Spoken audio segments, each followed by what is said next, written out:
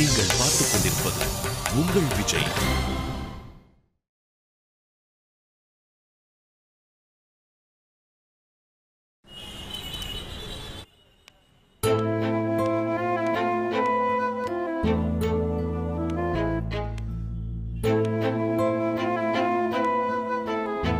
ஏன் விஷ்ணு ஒரு மாதிரியா இருக்க?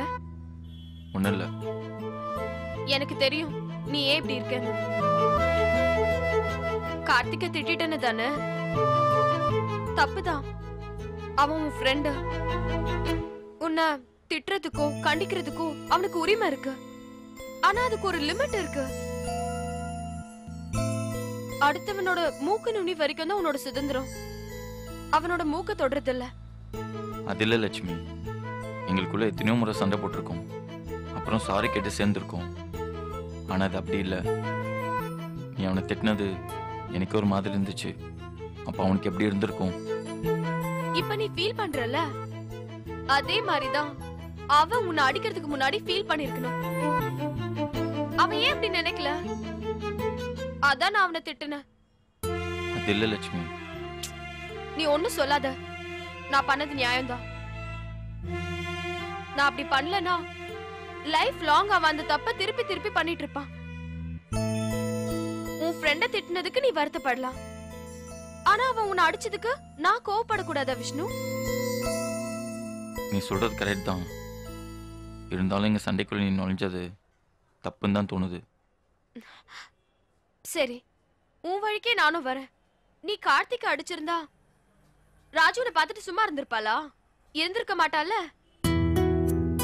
அப்புறம் ஏன் ஃபீல் பண்ற? உண்மையை சொல்லணும்னா கார்த்திக் தான் உன்னை அடிச்சதுக்கு ஃபீல் பண்ணணும். ஆனா நீ ஃபீல் பண்ணிட்டு இருக்க.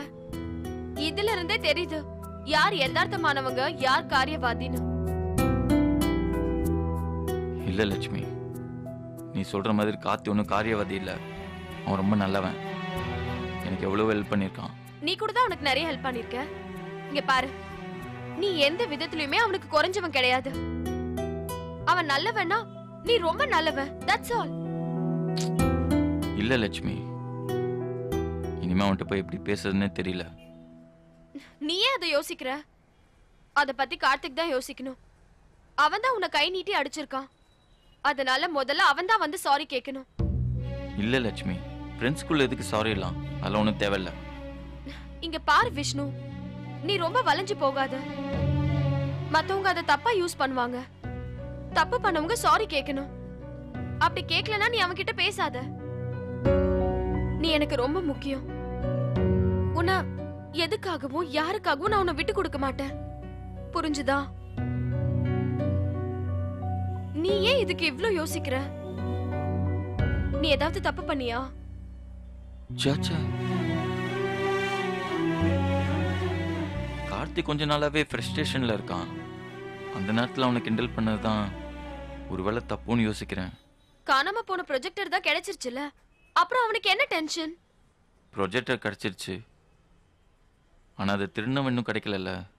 அந்த டென்ஷன்ல அவன் இருந்திருக்கலாம். அதுக்கும் ஒரு லிமிட் இருக்கு விஷ்ணு. நான் கூட தான் உன்னை சந்தேகப்பட்டேன். எனக்கு ஹெல்ப் பண்றதுக்காக ஒருவேளை அப்படி எதுவும் நீ பண்ணிட்டியோன்னு யோசிச்சேன். அந்த மாதிரி அவனுக்கும் ஒரு டவுட் வரதுக்கு வாய்ப்பு இருக்கு. அத நான் தப்புன்னு சொல்லல. நீ அந்த ப்ரொஜெக்டரை எடுக்கலன்னு எல்லாருக்குமே தெரியும். அப்புறம் ஏன் அவன் உன்கிட்ட அப்படி நடந்துக்கிட்டான்? நானும் கொஞ்ச நாளா அவனை கவனிச்சுட்டே தான் இருந்தேன். உன்னை மட்டும் அவன் அவாய்ட் பண்ணிட்டு தான் இருந்தான். ஏதோ குற்றவாளியை பாக்குற மாதிரி உன்னை முறைச்சு முறைச்சு பாத்துட்டு இருந்தான். எதுவா இருந்தாலும் உன்கிட்ட ஓபனா பேச வேண்டியதுதானே? சரி விடு விஷ்ணு, இனிமே அவனை பத்தி பேசுறதுக்கு ஒண்ணுமே இல்ல. லட்சுமி, நான் உன்னை கேட்ட திட்ட மாட்டியே? திட்ட மாட்டேன். இல்ல, ஒருவேளை நான் தான் இந்த ப்ரொஜெக்டர் எடுத்திருந்தேனா நீ என்ன சொல்லுவ? அவ்வளவுதான், எல்லாம் முடிஞ்சது. லைஃப்ல நம்ம மறுபடியும் மீட் பண்ணவே மாட்டோம். நான் உன்னை மன்னிக்கவே மாட்டேன்.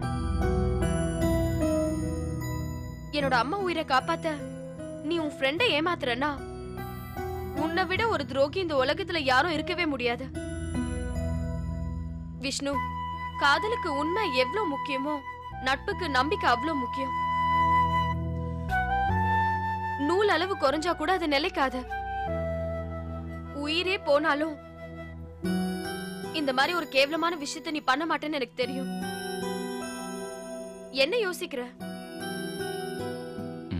ஒண்ணும் இல்ல. Mood out பண்ணிட்டனா?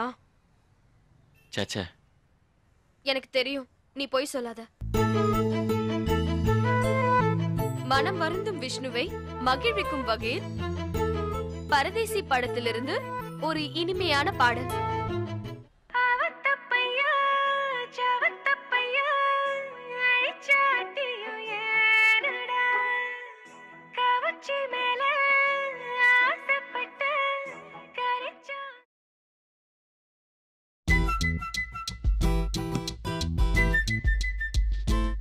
விஷ்ணு, ஏதோ பேசணும்னு 2 பேரையும் உட்கார வச்சுட்டு நீ பாட்டுக்கு பேசாம நடந்துட்டு இருக்க. என்ன விஷ்ணு?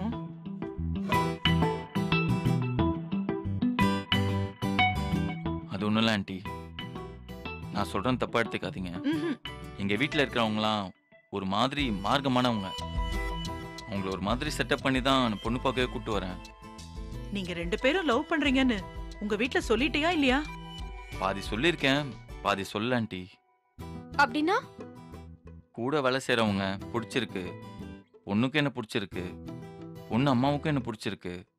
அதே மாதிரி உங்களுக்கும் பொண்ணு பிடிச்சிருந்தா கல்யாணம் பண்ணிக்கிறேன்னு சொன்னேன். ஓ, அப்போ பிடிக்கலனா?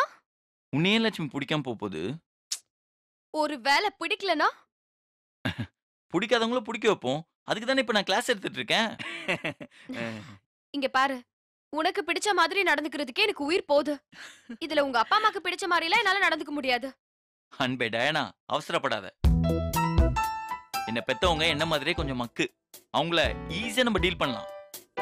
இந்த மீட்டிங் மட்டும் பக்காவா முடிஞ்சிச்சுன்னா அப்புறம் பிரச்சனையே இல்ல லட்சுமி. இப்ப பாரு, அப்படின்னு குடும்ப குத்துவலுக்கு மாதிரி அவங்க மனசுல குப்புன்னு எரிஞ்சிட்டுனா மத்தெல்லாம் நான் பாத்துக்கிறேன். நாங்கெல்லாம் மனசுல நினைக்கிறத அப்படியே பேசுவோம். அதுலதான் ஒரு சின்ன திருத்தம். மனசுல நினைக்கிறத அப்படியே அவங்ககிட்ட பேசிடாதீங்க. வின்னர் வடிவேல் நான் எதுக்கு இருக்கேன்? என்ன கூப்பிட்டு எவ்வளவுன்னு அடிங்க. சரி சரி.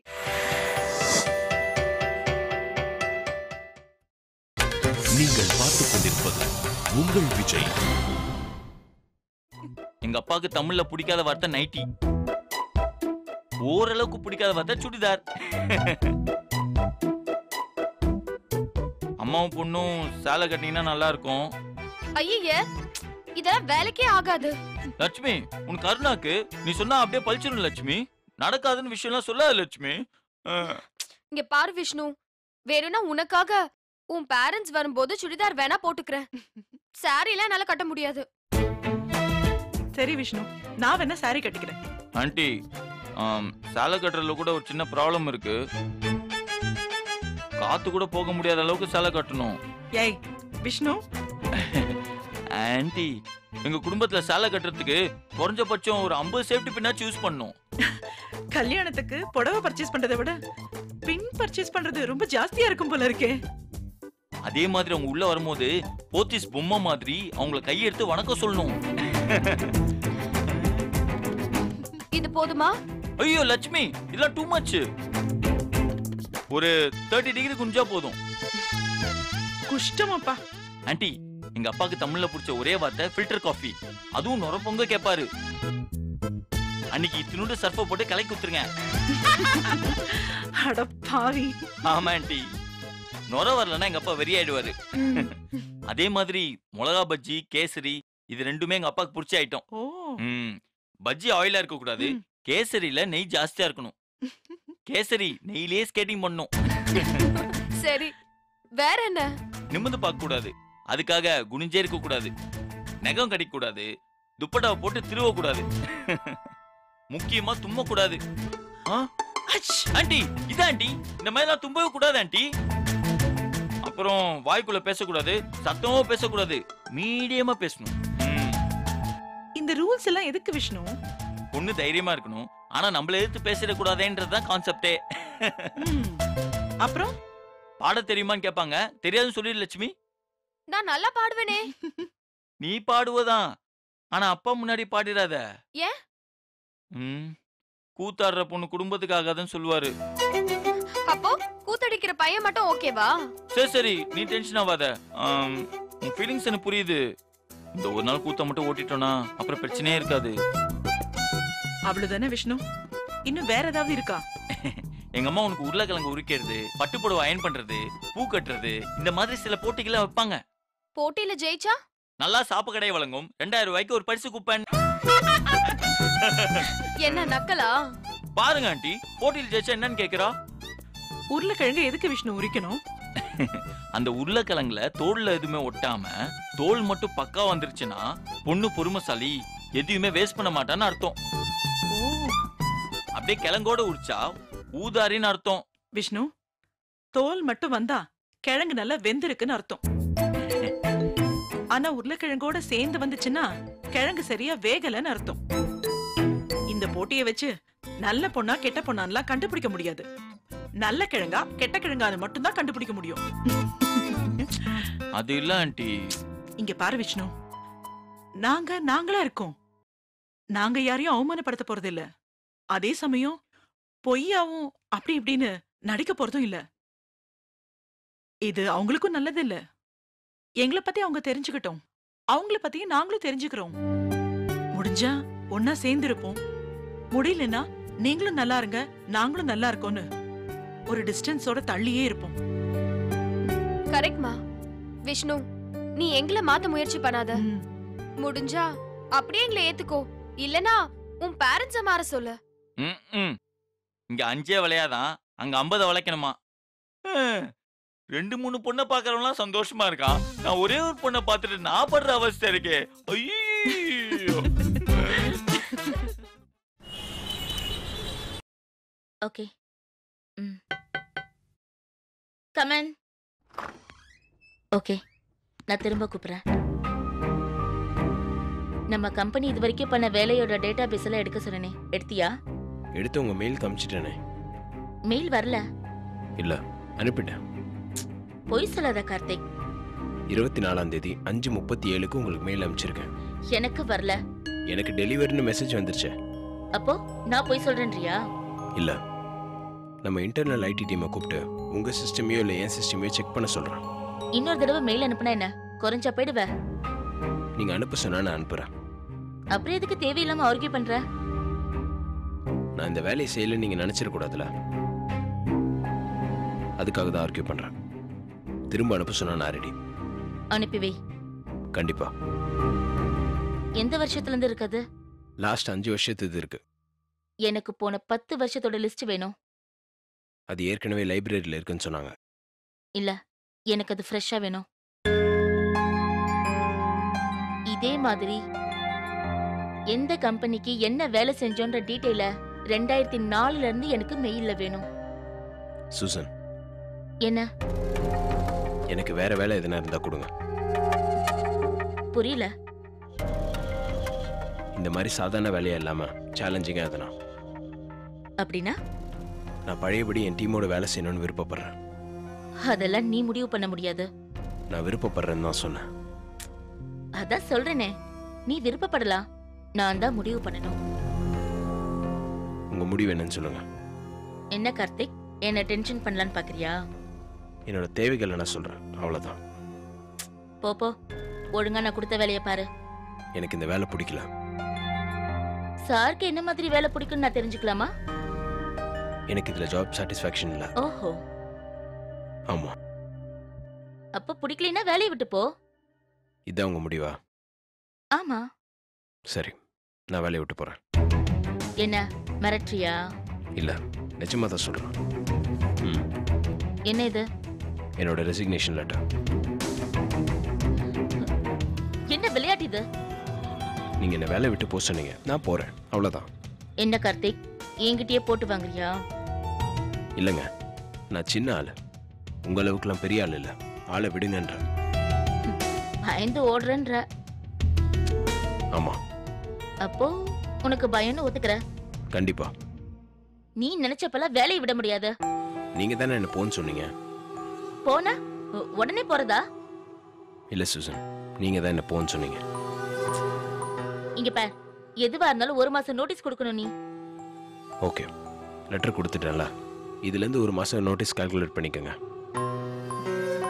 அந்த ஒரு மாசமும் வேலைக்கு நீ ஒழுங்கா வரணும். பார்க்கலாம். என்ன பார்க்கலாம்? எனக்கு நீ அந்த வேலையை முடிச்சு தரணும். சாரி சூசன், எனக்கு டெங்கு ஃபீவர் மாதிரி இருக்கு. ஒரு வாரம் லீவ் வேணும். என்ன பொய் சொல்றியா? சச்சா, டாக்டர் சர்டிஃபிகேட் வேணா வாங்கி தரேன். சூசன், நமக்கு நடுவில் சண்டை வேணாம். எனக்கு பிடிச்ச வேலையை நீங்கள் தர மாட்டீங்க. உங்களுக்கு பயந்துலாம் நான் வேலை செய்ய மாட்டேன். மரியாதையை நம்ம விலகிறதா நம்ம 2 பேருக்குமே நல்லது. என்னால உன்னை ஒண்ணும் பண்ண முடியாதுன்னு நினைக்கிறியா? நினைக்கிறதானே, உண்மை தானே. போறேன்னு சொல்லிட்டா விட்டுறணும். என்ன டார்ச்சர் பண்ணுறதா நினச்சி எதனா பண்ணீங்கன்னா, பதிலுக்கு நான் எதனா பண்ணிட்டேன்னா அதுக்கு நீங்கள் டார்ச்சர் ஆகிற மாதிரி ஆகிடும். இந்த ஒரு மாசத்துல ஓவராக நீங்கள் டார்ச்சர் கொடுத்தீங்கன்னா உடம்பு சரியில்லைன்னு ஹாஸ்பிட்டல் அட்மிட் ஆகிடுவேன். நம்மளை பொறுத்த வரைக்கும் அஃபிஷியலாக நான் லெட்டர் கொடுத்த உடனே எல்லாமே முடிஞ்சு போச்சு. என்ன பண்ண போற? என்ன பண்ணாலும் நான் பெருசாக தான் பண்ணுவேன். உங்களுக்கு தெரிய வராமல் இருக்காது. பாய்.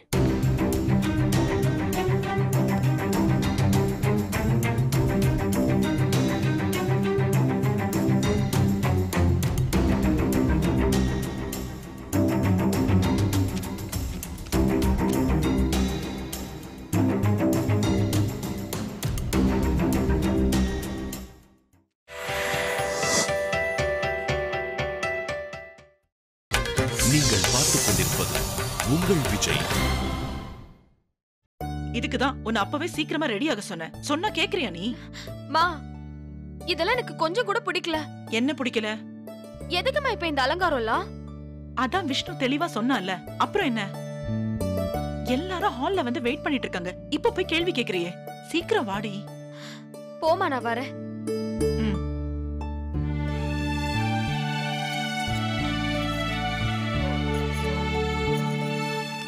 இன்னும் ஒரு 2 minutes வந்துருவா. பரவாயில்ல, நீங்க உட்காருங்க. இது சொந்த வீடா? இல்ல இல்ல, வாடகை வீடுதான். ஆமா ஆமா, மெட்ராஸ்ல எதுக்கு சொந்த வீடெல்லாம்? ஊர்ல வாங்கி வச்சிருப்பீங்கல்ல? இல்ல, அங்கேயும் வாடகை வீடுதான். ஓ, உங்களுக்கு குடிக்க தண்ணி கொண்டு வரட்டுமா? வேண்டாம் வேண்டாம், கண்ட கண்ட தண்ணி எல்லாம் குடிக்கிறது இல்ல. என்கிட்டயே வாட்டர் இருக்கு.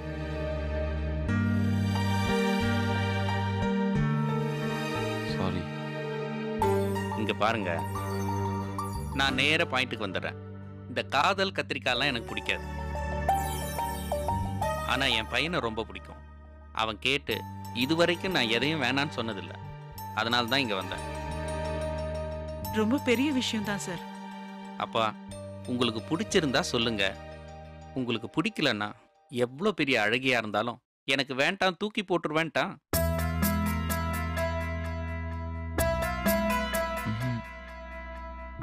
என் பையனே இவ்வளோ தூரம் இறங்கி வர்றப்போ நாம பிடிவாதம் பிடிச்சா நல்லா இருக்காதுன்னு தான் கிளம்பி வந்தோம். எங்களுக்கு பிடிச்சிருக்கு பிடிக்கலன்றதெல்லாம் வேற விஷயம். அவனுக்கு பிடிச்சிருக்கு, அதை மட்டும்தான் நாங்க யோசிக்கிறோம். நீங்களும் யோசிங்க. அவளை உங்களுக்கும் பிடிக்கும் சார். பிடிக்கலனா மட்டும் என்ன பண்ண முடியும்? இல்லைங்க, உங்களுக்கும் பிடிக்கும். சரி சரி, பொண்ணை வர சொல்லுங்க. ஆமா, வீட்ல வேற யாரும் இல்ல? வேற யாரு? அப்பா, நான் தான் சொன்னேனே லட்சுமிக்கு அப்பா இல்லைன்னு. அப்பா இல்லைன்னு சொன்ன, இவங்க சொல்றத பார்த்தா யாருமே இல்லாத மாதிரி தெரியுது. அத பத்தி நீ எதுவுமே சொல்லல. டேய், பொண்ணு பார்க்க வந்திருக்கோம். ஆல்மோஸ்ட் பேசி முடிக்கிற ஸ்டேஜ். பொண்ணோட சித்தப்பா, பெரியப்பா, அண்ணன், அக்கான்னு யாராவது இருக்கணும்ல. லட்சுமி ஒரே பொண்ணுதாம்மா. சரிடா, கசின்ஸ் கூடவா கிடையாது? அவங்கெல்லாம் ஊர்ல இருக்காங்க. அவசரமா சொன்னதுனால அவங்கள வர சொல்ல முடியல. அவசரமாலாம் ஒன்றும் சொல்லலையே. டைம் கொடுத்துருந்தமே. விஷ்ணு, நீ சொல்லல?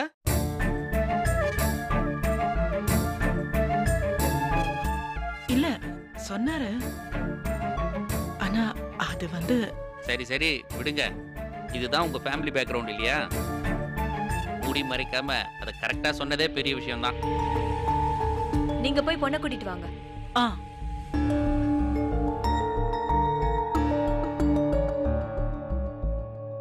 ஏய், ரெடி ஆடி. ரெடி தான். அப்புறம் என்ன? வா வா.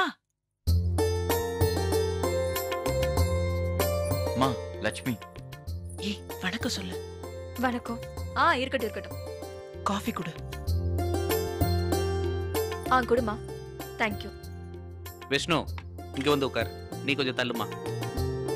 மா நீ இப்படி வந்து உட்காரு. இல்ல அங்கிள், பரவாயில்ல, நான் நிக்கிறேன். கல்யாணத்துக்கு அப்புறம் எப்படியும் எங்க தலைமையில தான் வந்து உட்கார போற. இங்க உட்காரதுல என்ன பிரச்சனை? வா வா வந்து உட்கார்.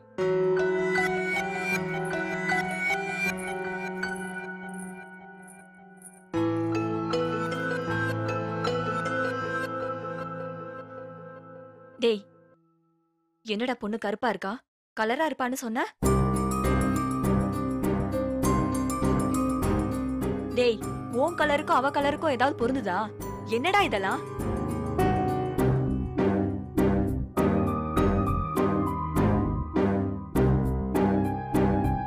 ப்ளீஸ்.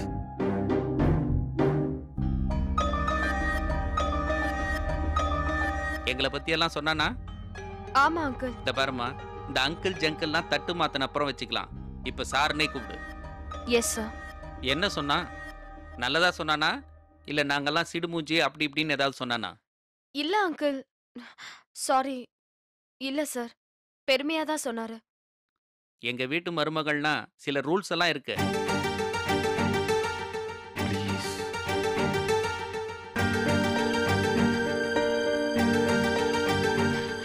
Okay sir. அப்புறம் அங்க வந்துட்டு அது பிடிக்கல இது பிடிக்கலன்னெல்லாம் சொல்லக்கூடாது. இல்ல சார். வீட்டு வேலையெல்லாம் செய்ய தெரியும்ல? ம், தெரியும். தப்பு பண்ணா எதிர்த்து பேசினா பட்னி தான். பட்னியா? ஆமா, அப்பதானே தவற உணர்ந்து திருத்திக்க முடியும்.